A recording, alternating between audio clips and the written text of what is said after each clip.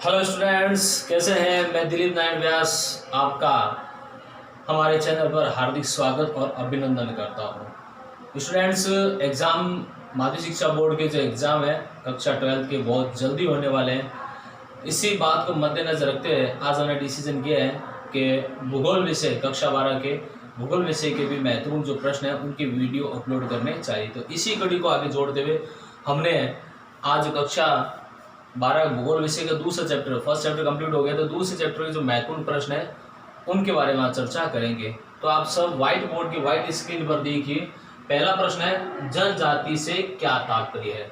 देखो, वो जो जनजाति वह होती है जो जो शहरों की भीड़ भाड़ से दूर रहती है। इनका विशिष्ट प्रकार का खान पान, रहन सहन, वेशभूषा इत्यादि होती है, जो अपने सामाजिक रीति रिवाजों और संस्कृति के माध्यम से एक दूसरे घनिष्ठ रूप से जुड़े रहते हैं, उन्हें जनजाति कहते हैं। ओके, सेकंड क्वेश्चन, दूसरा प्रश्न है, जनजाति विश्व के किन किन भागों में निवास करती है।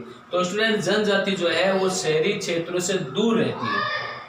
जनजाति ऊंचे दुर्गम इलाकों, पहाड़ी क्षेत्रों, तटीय प्रदेशों, मरुस्थल इलाकों और ध्रुवीय प्रदेशों में ये जनजाति निवास करती है। ओके, तीसरे प्रश्न की तरफ चलते हैं।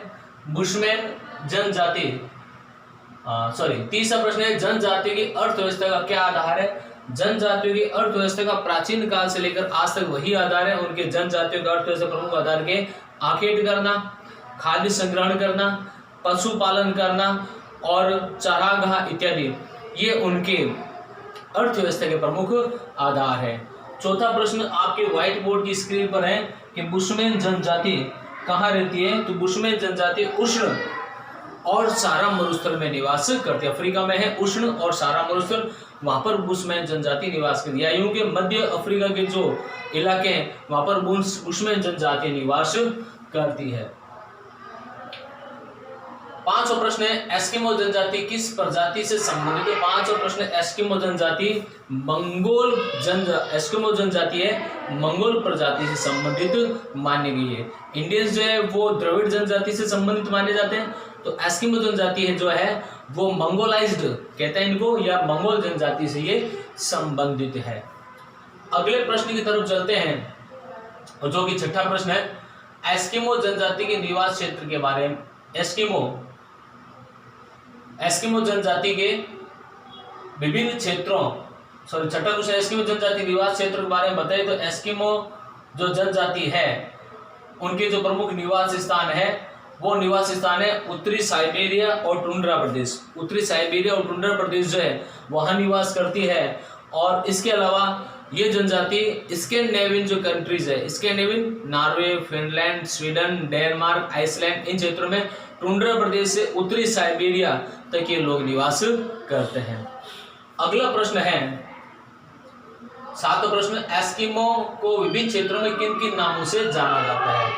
एस्किमो जनजाति को विभिन्न क्षेत्रों में किन किन नामों से जाना जाता है। व्हाइट बोर्ड पर देखिए, एस्किमो जनजाति को कनाडा और ग्रीनलैंड में इनको एस्किमो कहा जाता है। कनाडा और ग्रीनलैंड में इनको एस्किमो ही कहा जाता है। स्कैंडिनेवियन में इनको लैप्स कहते हैं। स्कैंडिनेवियन कंट्रीज है यूरोप महाद्वीप में स्कैंडिनेवियन कंट्रीज, जिसमें Norway, Finland, Sweden, Denmark, Iceland, ये जो कंट्रीज है इनको सम्मिलित रूप से स्कैंडिनेवियन कंट्रीज कहते हैं। तो स्कैंडिनेवियन में इनको क्या कहा जाता है, लैप्स कहा जाता है। उत्तरी साइबेरिया में इनको याकूत कहा जाता है। उत्तरी साइबेरिया याकूत, सेमाइट्स, तुंग और चकची के नाम से जाना जाता है। आठवां प्रश्न है, ध्रुवीय प्रदेशों में कौन कौन से जानवर मिलते हैं। इधर देखिए, ध्रुवीय प्रदेशों में ध्रुवीय भालू जो व्हाइट कलर के होते हैं, ध्रुवीय भालू, लेमिंग, कस्तूरी मृग, रेंडियर कुत्ते जिनको कैरिबो कहते हैं, और लोमड़ी, ये हमें ध्रुवीय प्रदेशों में जानवर मिलते हैं। एस्किमो की नाव और गाड़ी को क्या कहते हैं। देखो, एस्किमो की जो नाव होती है चमड़े की बनी होती है। सील मछली, ब्लू व्हेल, सील मछली, इनके चमड़े से नाव बनाई जाती है। और इनकी गाड़ी भी होती है जिनको रेंडियर कुत्ते जिनको कैरिबो कहते हैं, ये इनकी गाड़ी को खींचते हैं। इस गाड़ी को स्लेज कहते हैं। और चमड़े से बनने वाली जो नाव है उन नाव को क्या कहते हैं, क्याक कहते हैं। ओके, नेक्स्ट क्वेश्चन, 10वां प्रश्न, बुशमैन जनजाति को अन्य किन किन नामों से जाना जाता है। इधर देखिए, बुशमैन जनजाति को शॉन, रब्बी और बसारवा इत्यादि नामों से जाना जाता है। अगला प्रश्न, बेचुआना लैंड क्या है। देखो, बेचुआना लैंड वह भूभाग है जहां बुशमैन जनजाति निवास करती है। हम जानते हैं बुशमैन जनजाति उष्ण प्रदेश से सहारा मरुस्थल के आसपास निवास करती है। मध्य अफ्रीका का वह क्षेत्र जो बुशमैन जनजाति निवास करती है, वो जो एरिया है उसको बेचवाना लैंड कहते हैं। और वो देश कौन कौन से जहां पर मोस्टली ये बुशमैन जनजाति निवास करती है, वो देश कौन से? बोत्सवाना, नामीबिया, अंगोला, जाम्बिया और साउथ अफ्रीका। यहाँ बुशमैन जनजाति प्रमुखतया पाई जाती है। 12 प्रश्न, क्रॉस किसे कहते हैं? तो क्रॉस क्या है कि आदिवासी जो जनजातियां हैं, ये बुशमैन जनजाति जो है, ये बुशमैन जनजाति में औरतें एक लंबा चोगा पहनती है। बुशमैन जनजाति में जो औरतें हैं एक लंबा चोगा पहनती है, उस लंबे चोगे को क्या कहा जाता है? क्रॉस कहा जाता है। ये लंबा चोगा बिस्तर नुमा भी होता है और साधारण कपड़े से भी बनते हैं। बुशमैन जनजाति जो लोग हैं, औरतें हैं, तो अपने क्रॉस में अपने बच्चे को भी छिपा सकती है, सामान भी ले जा सकती है। इसे क्रॉस कहते हैं, लंबा चोगा क्रॉस कहलाता है। अगले प्रश्न की तरफ चलते हैं अपन। भील जनजाति कहाँ रहती है? देखो, भील जनजाति भारत की प्रमुखतया मोस्टली जो है बहुत प्राचीन जनजातियों में से एक है भील जनजाति। राजस्थान की तो सबसे प्राचीन जनजाति भील जनजाति। भील जनजाति कितने प्राचीन है, इनके बारे में सटीकली आज भी कोई भी इतिहासकार नहीं कह सकता, क्योंकि भीलों का उल्लेख हमें पुराणों में मिलता है, भीलों को उल्लेख हमें रामायण में सबरी के रूप में मिलता है, भीलों का उल्लेख हमें महाभारत में एकलव्य के रूप में मिलता है। और मध्यकालीन इतिहास में बात करें तो अपने मेवाड़ के महाराणाओं का राज तिलक भीलों द्वारा किया जाता था, और मेवाड़ के महाराणाओं की सदैव सहायता भील जनजाति की थी। यहाँ तक कि हल्दीगढ़ युद्ध में भी महाराणा प्रताप की जो सुरक्षा, उनकी सेना में सर्वाधिक भील ही हुआ करते थे। महाराणा प्रताप ने राणा पुंजा एक भील सरदार था जिसने महाराणा प्रताप को राज तिलक किया था। उसी भील सरदार पुंजा को महाराणा प्रताप ने महाराणा की उपाधि दी थी। तो भील जनजाति बहुत प्राचीन जनजाति है। तो प्रश्न है, भील जनजाति कहाँ निवास करती है? देखो, भील जनजाति जो है वो राजस्थान में दक्षिण पूर्वी राजस्थान है, वहाँ भील जनजाति निवास करती है। जिसमें उदयपुर है, डूंगरपुर है, बांसवाड़ा है, भीलवाड़ा है, चित्तौड़ है, डूंगरपुर है, इन इलाकों में भील जनजाति निवास करती है। इसके अलावा जो पड़ोसी राज्य है, पड़ोसी राज्य देखते हैं तो पड़ोसी राज्यों में आप देखिए मध्य प्रदेश झाबुआ और रतलाम में भील जनजाति रहती है। गुजरात में पंचमहल और बड़ोदरा में, और महाराष्ट्र में औरंगाबाद, अहमदनगर, जलगांव और नासिक में भील जनजाति निवास करती है। अगला प्रश्न है व्हाइट बोर्ड की, तो व्हाइट स्क्रीन पर देखिए, चिमाता और दजिया क्या है? चिमाता और दजिया क्या है? क्योंकि मैंने आपको बताया जो आदिवासी जनजाति हैं वो खेती पशुपालन का कार्य करती है, और इनकी जो खेती होती है वो अधिकांशतया स्थानांतरित कृषि होती है। स्थानांतरित कृषि में क्या होता है कि आदिवासी जनजाति जो होती है जंगलों को जलाते हैं, उसको साफ करते हैं, साफ सफाई करते हैं, भूमि को समतल करते, 2 और 3 फसल प्राप्त करते, 2-3 साल तक वहां पर फसलें प्राप्त करती है, उस स्थान छोड़कर फिर अन्यत्र चले जाते हैं। यही कार्य भील जनजाति भी करती है। भील जनजाति पहाड़ी इलाकों में जंगलों को जलाकर साफ सफाई इत्यादि कर वहां पर जो कृषि कार्य करते हैं, स्थानीय कृषि करते हैं, उनको तो कहते हैं चिमाता। भीलों द्वारा पहाड़ी क्षेत्रों में की गई स्थानांतरित कृषि को चिमाता कहते हैं, और वही मैदानी क्षेत्रों में की गई स्थानांतरित कृषि को दजिया कहा जाता है। अब आपके सामने अगला प्रश्न है, भीलों की बस्ती को क्या कहते हैं? देखो, भीलों की बस्ती को अलग अलग नाम से जाना जाता है। भीलों की बस्ती जो गांव के रूप में होते हैं, और इनके जो छोटे गांव उनको फला कहते हैं। क्या कहते हैं? फला कहते हैं। और बड़े गांव को क्या कहते हैं? पाल कहते हैं। तो स्टूडेंट्स, हमने 15 प्रश्न किए, आप एक बार इनको देख लीजिए। इन प्रश्नों को व्हाइट बोर्ड की व्हाइट स्क्रीन पर आप चाहे तो इनका स्क्रीनशॉट भी ले सकते हैं। फिर आगे की तरफ चलते हैं, अगले प्रश्न करते हैं। ओके स्टूडेंट्स, हमने 15 प्रश्न किए थे, और इसी चैप्टर से रिलेटेड कुछ महत्वपूर्ण प्रश्न और करने जा रहे हैं। व्हाइट बोर्ड की व्हाइट स्क्रीन पर देखिए, ये 5 क्वेश्चन बहुत महत्वपूर्ण है। एक आधा क्वेश्चन आने की पूरी संभावना है। पहला प्रश्न, दापा क्या है?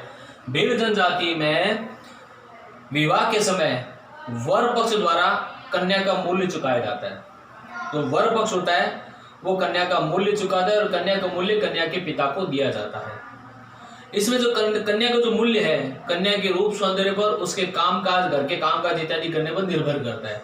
अगर कन्या बहुत सुंदर है, घर के कामकाज करने निपुण है, तो वर पक्ष द्वारा कन्या के पिता को अधिक से अधिक मूल्य दिया जाता है। यह उसकी सुंदरता पर और कामकाज पर और सामाजिक प्रतिष्ठा पर निर्भर करता है। तो दापा क्या है कि भील जनजाति में विवाह के समय वर पक्ष द्वारा वधु पक्ष को दिए जाने वाला मूल्य दापा कहलाता है। ओके, अगला प्रश्न है, गोल गाधेड़ो क्या है? गोल गाधेड़ो क्या है? ये एक प्रकार की भील जनजाति में प्रथा है।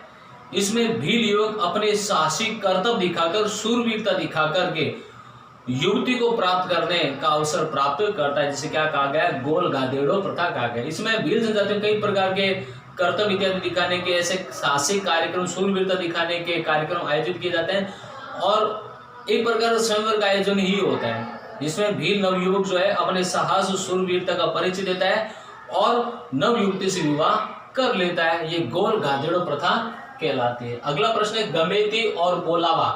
गमेती और बोलावा क्या है? हमने देखा कि भील जनजाति के जो गांव है उनको फला और पाल कहते हैं।